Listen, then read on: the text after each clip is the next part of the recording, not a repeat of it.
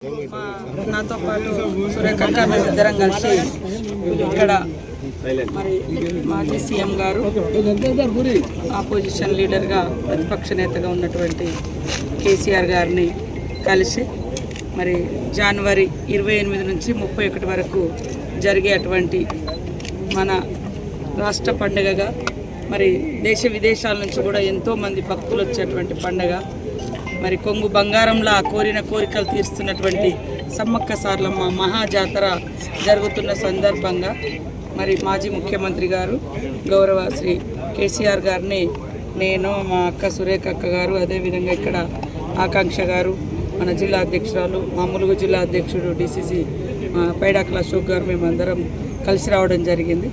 వారు మొన్న అసెంబ్లీలో అందరు ఫ్లోర్ లీడర్లకు అదేవిధంగా ఎమ్మెల్యేస్కి అందరికి కూడా ఆహ్వానం పలకడం జరిగింది.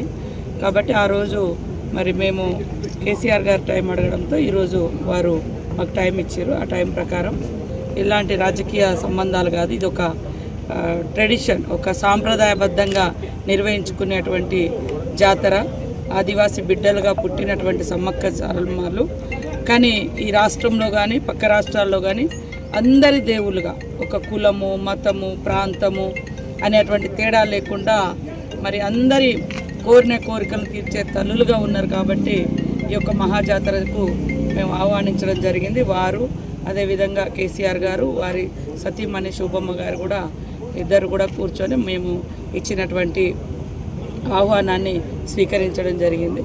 అదేవిధంగా పట్టు వస్త్రాలను కూడా మేము దేవుని తరపున వారికి అందించడం జరిగింది. వారు కూడా సంతోషంగా స్వీకరించి రిటర్న్ మాకు కూడా ఇద్దరికి చీరలు పెట్టడం జరిగింది. సంతోషం.